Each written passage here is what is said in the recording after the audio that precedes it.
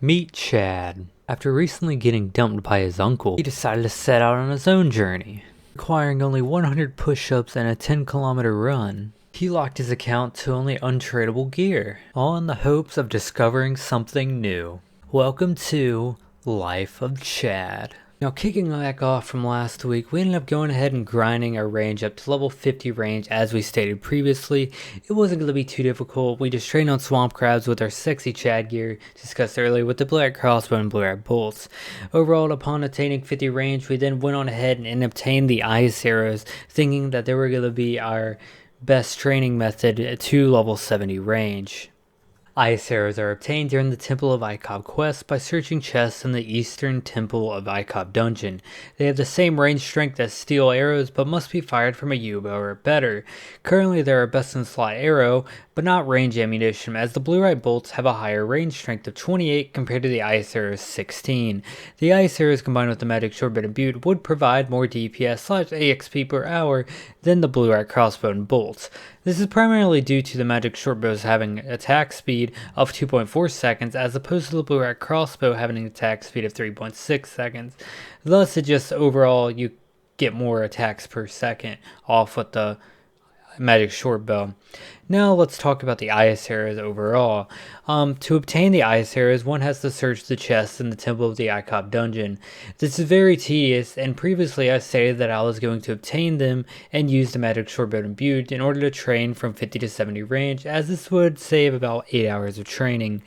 Well, I forgot about that one important component, is the attainability. It's just so atrocious to obtain these ice arrows, therefore it's just not worthwhile. In fact, I did a test, and in 6 minutes I obtained around 20 ice arrows, which would put it at about 200 an hour. As opposed to blue-eyed bolts, which I can obtain anywhere from 1,000 to 2,000 hours, it's just not worth it to grind out 200 an hour. I'd be spending the time just obtaining the ice arrows. Instead of ice arrows, I was just about many to look into two different types of arrows, the fire arrows and the broad arrows, as many perceive them to be untradable and really good alternatives. Now, fire arrows are really cool because they're obtainable during the underground pass quest by using an oily cloth on any sort of arrow, thus making it possible to make any arrow into a fire arrow. The problem with this, though, is although they're not allowed to be sold on the GE once they are turned into a fire arrow, they are in fact tradable. The wiki says the adamant ones are not tradable, but I have tested this to be false. Thus, we cannot be using this on the account, even though it would be a cool alternative. Broad arrows, on the other hand, are tradable, providing the same range strength bonus of blue-eyed bolts of a plus 28, but having the benefit of using the magic shortbow imbued, which has a much quicker attack speed as opposed to blue-eyed crossbow, which will speed up my XP per hour dramatically, but this does have a downside. The downside being I need to obtain 55 Slayer in order to obtain broad arrows, and although they are easy to obtain by buying them direct from the Slayer Master, obtaining the magic shortbow imbued and 55 Slayer may be mundane, as by that time I may have 70 range, and then it's not really worthwhile to obtain it when I can use the crystal bow at that point.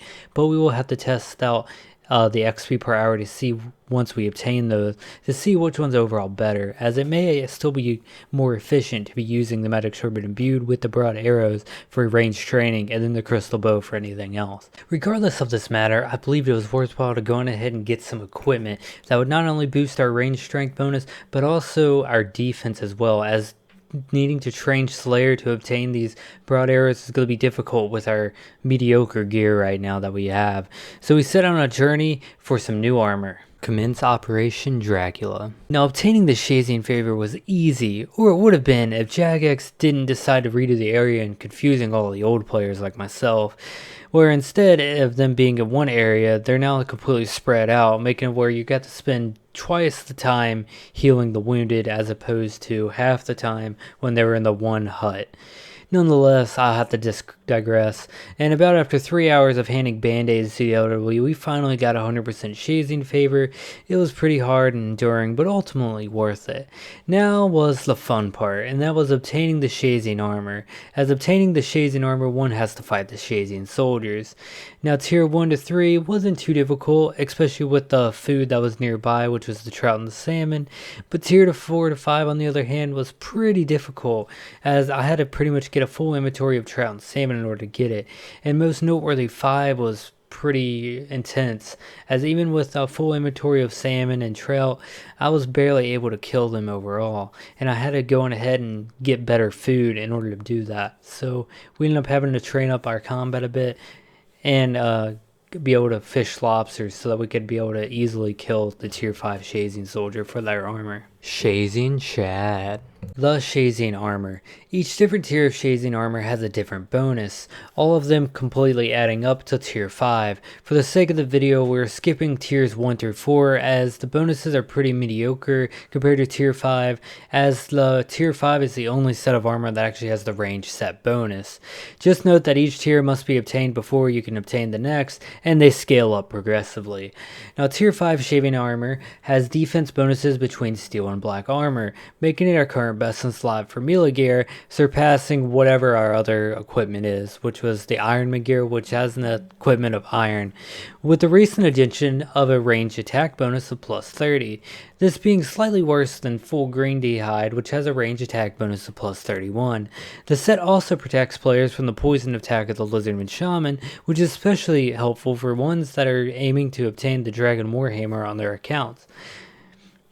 Looking specifically at the tier 5 shazien gloves though, they offer a plus 3 strength bonus, which is the equivalent to the iron gloves found in the Collimator's chest, making them our best in slot gloves for range and melee training, as a strength bonus is really nice to have without completing Recipe for Disaster. Overall, tier 5 shazien armor is our best in slot offensive range and melee defensive gear, surpassing our sexy Chad setup that we had to use last episode. After attaining shazien armor, we then set forth on our Slayer grind, which could potentially unlock a few useful untradables in the future, those being the Slayer helm, which allows us to kill most Slayer monsters without issues, as it takes the place of many of the tradable items in the game, such as the earmuffs and nose pegs that we can't wield on the account because they're tradable. The leaf bladed spear is another one, which is a cool two-handed stab weapon that could be useful for flinching and has a decent bonus. Attack bonuses, and then lastly the broad arrows, which I discussed previously as they are the best in slot untradable arrows. Now during this grind, I realized I missed a key tradable item exception that we're going to need to be necessary, and that is the Boots of Stone, which are necessary to obtain tasks from Konar. Thus, I am going to allow an exception to allow for the Boots of Stone, as they really don't provide many benefits to the account whatsoever, and the current boots we have are better stat-wise than the Boots of Stone.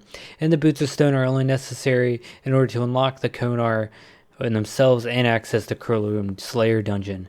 Now, doing this will allow us to possibly obtain the Dragon Hasta, which we can make untradable, being our best in slot melee one-handed weapon in the future without having to worry about anything such as Ornament Kits. Speaking of Ornament Kits, we have a few clue scrolls we're going to open up to see if we can possibly get one.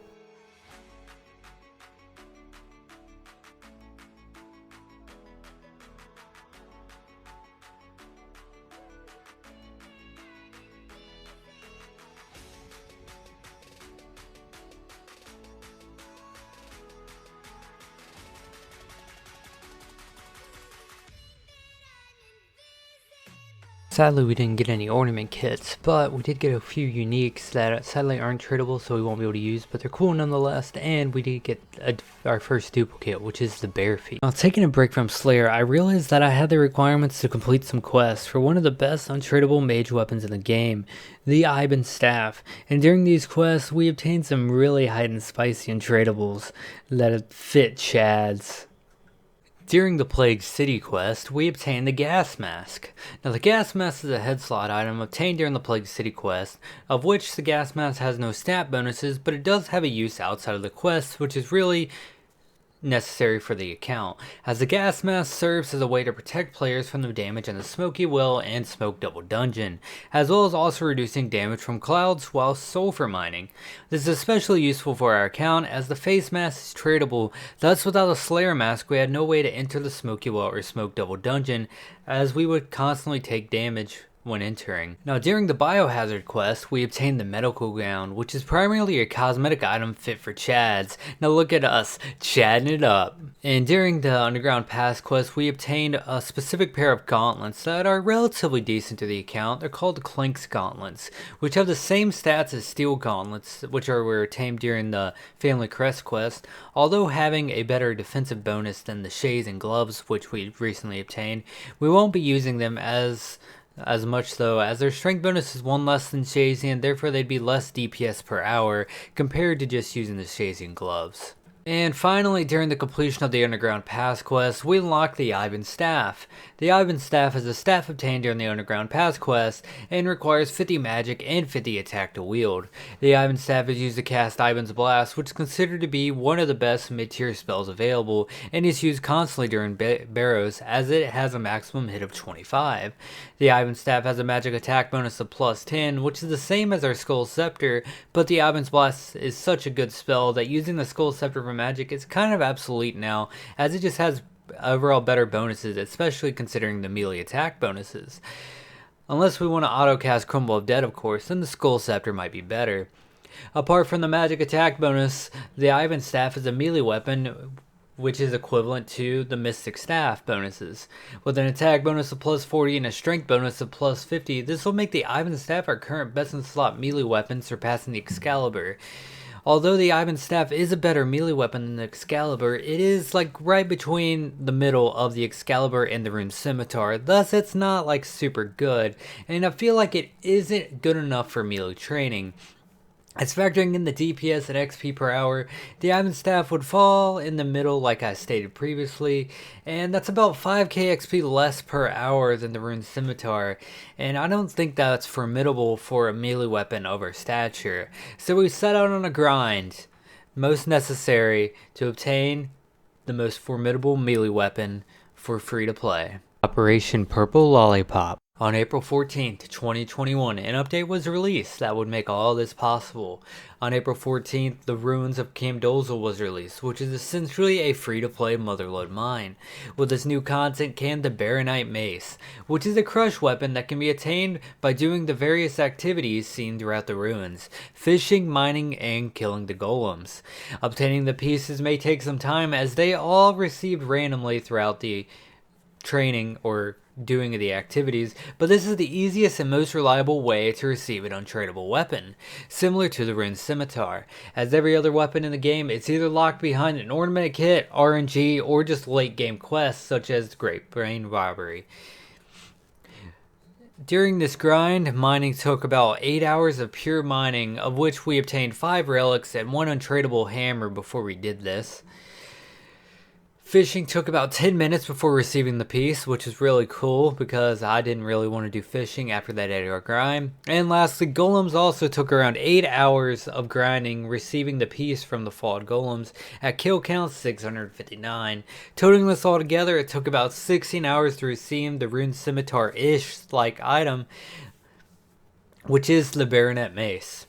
The Barronite Mace is obtained by taking all 3 pieces, the guard, head, and handle, to Romano, along with 1500 Barronite shards. The Barronite Mace has stats comparable to that of a Rune Mace, but it provides a higher melee strength and crush accuracy bonus, as well as a lower prayer bonus, but that doesn't really matter important during the account.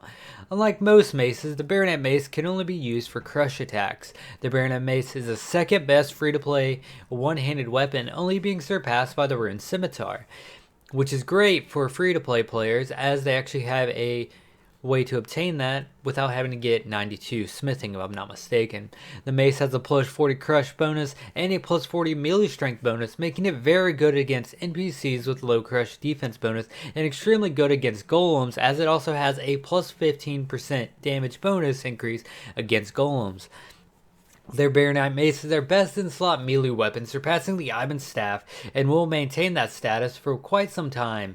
Pairing the Barronite Mace with a Dragon Defender and disregarding all the recolored items and ornament kits that we can obtain through RNG and clue scrolls and the alike, this will be the 3rd best untradable melee weapon in the game, out DPSing everything except the Dragon Hasta and the Blade of Salador, again not including recolored and ornament kit items. Aw yeah, Purple Lollipop Dracula Chad. Now that's the end of the episode. I'm sorry guys, but if you guys have any other suggestions for some untradeable items, just leave them in the description below. Also make sure to like, comment, and subscribe, and check out some of my other playlists. Goodbye.